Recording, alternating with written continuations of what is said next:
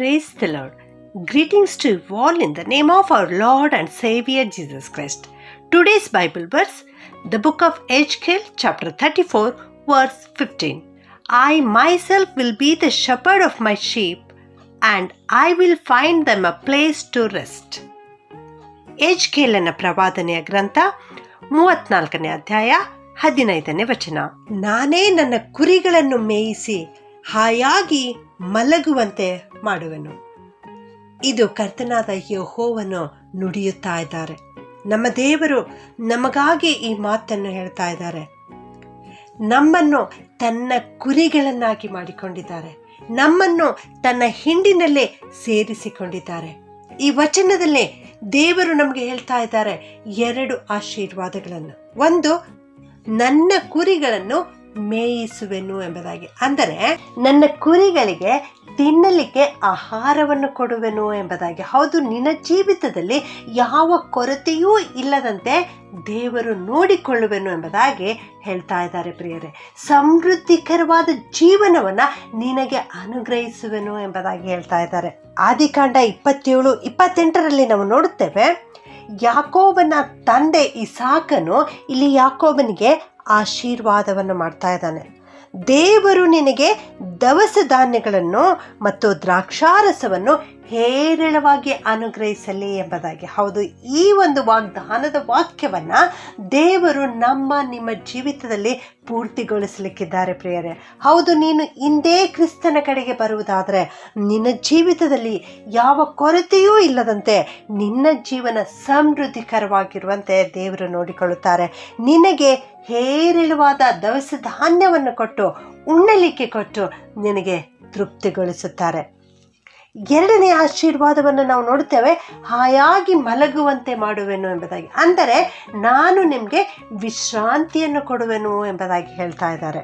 ಮತ್ತಾಯ 11:28 ನಾವು ನೋಡುತ್ತೇವೆ, ಎಲೈ ಕಷ್ಟಪಡುವವರೇ, ಹೊರೆ ಹೊತ್ತವರೇ, ನೀವೆಲ್ಲರೂ ನನ್ನ ಬಳಿಗೆ ಬನ್ನಿರಿ, ನಾನು ನಿಮಗೆ ವಿಶ್ರಾಂತಿ ಕೊಡುವೆನು ಎಂಬುದಾಗಿ.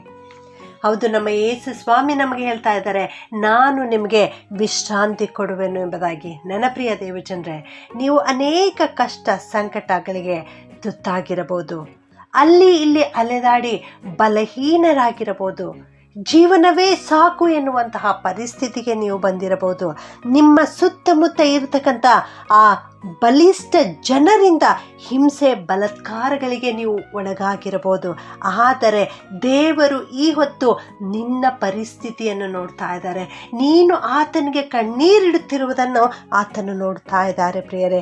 ಆದ್ದರಿಂದಲೇ ಇವತ್ತು ನಿನ್ನನ್ನು ಕುರಿತೇ ಹೇಳ್ತಾ ಇದ್ದಾರೆ, ನಾನು ನನ್ನ ಕುರಿಗಳನ್ನು ಮೇಯಿಸುವೆನು ಎಂಬುದಾಗಿ. ನಿನ್ನನ್ನು ತನ್ನ ಹಿಂಡಿನಲ್ಲಿ ಸೇರಿಸಿಕೊಳ್ಳಲಿಕ್ಕೆ ಆತನು ಸಿದ್ಧನಾಗಿದ್ದಾನೆ.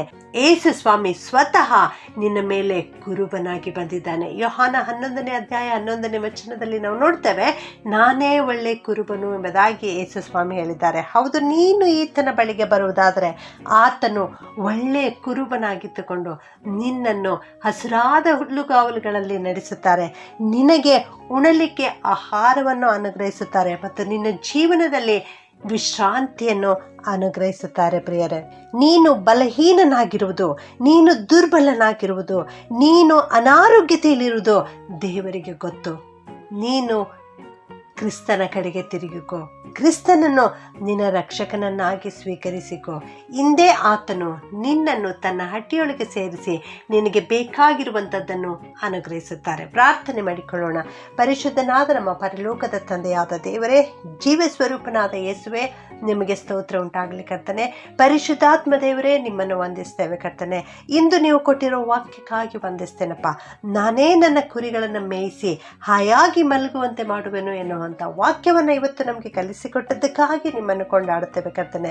ಹೌದಪ್ಪ, ಈ ವಾಕ್ಯ ಕೇಳಿಸಿಕೊಳ್ಳುತ್ತಿರುವ ಪ್ರತಿಯೊಬ್ಬೊಬ್ಬರನ್ನು ಆಶೀರ್ವಾದ ಮಾಡು ಸ್ವಾಮಿ. ಇವರಲ್ಲಿ ಅನೇಕರು ನಾನಾ ವಿಧವಾದ ಕಷ್ಟಗಳಿಗೆ ತುತ್ತಾಗಿದ್ದಾರೆ ಸ್ವಾಮಿ. ಅಲ್ಲಿ ಇಲ್ಲಿ ಸುತ್ತಾಡಿ ಬಳಲಿ ಹೋಗಿದ್ದಾರೆ ದೇವ. ಇವರಿಗೆ ವಿಶ್ರಾಂತಿಯನ್ನು ಅನುಗ್ರಹಿಸು ಸ್ವಾಮಿ. ಇವರಿಗೆ ಶಾಂತಿಯನ್ನು ಅನುಗ್ರಹಿಸು, ಇವರಿಗೆ ಸಮಾಧಾನವನ್ನು ಅನುಗ್ರಹಿಸು, ಇವರಿಗೆ ಆರೋಗ್ಯವನ್ನು ಕೊಟ್ಟು ದಯಪಾಲಿಸು. ಇವರನ್ನು, ಇವರ ಮಕ್ಕಳನ್ನು ಆಶೀರ್ವಾದ ಮಾಡು ದೇವರೇ. ಇವರ ಮಕ್ಕಳ ಭವಿಷ್ಯತ್ತನ್ನು ರೂಪಿಸು ಕರ್ತನೆ. ಯಾವಾಗಲೂ ಇವರ ಜೊತೆಗಿದ್ದು ಶಾಂತಿ, ಸಮಾಧಾನ, ನೆಮ್ಮದಿಯಿಂದ ಜೀವಿಸಲಿಕ್ಕೆ ಸಹಾಯ ಮಾಡು ಕರ್ತನೆ. ಸಮೃದ್ಧಿಕರವಾದಂಥ ಜೀವನ ಇವರದಾಗಿರ್ಲಿಕ್ಕಾಗುವಂತೆ ಸಹಾಯ ಮಾಡು. ಹೇರಳವಾದ ದವಸ ಧಾನ್ಯಗಳನ್ನು ಕೊಟ್ಟು ಇವರನ್ನು ಆಶೀರ್ವದಿಸಬೇಕಾಗಿ ಈ ಪ್ರಾರ್ಥನೆಯನ್ನು ಯೇಸುವಿನ ನಾಮದಲ್ಲಿ ಬೇಡುತ್ತೇನೆ ತಂದೆಯೇ. ಆಮೆನ್.